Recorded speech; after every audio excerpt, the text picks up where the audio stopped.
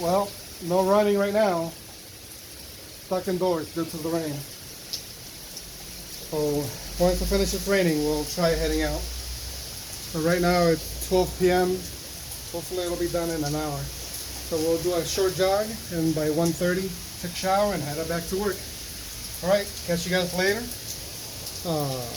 Hopefully this coming weekend, Friday, we're actually going to be heading up over to Texas de Brazil to celebrate our anniversary. So we're looking forward to that.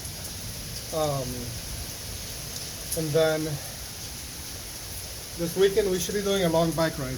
Probably going to do 40 to 60 miles with the Lario and maybe Don. So I'll do a short video of that when we do it, and then we'll go from there.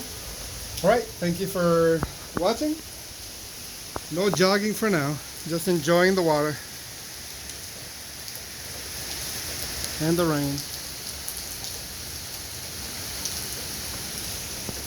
All right, peace. Have a good day. Get out.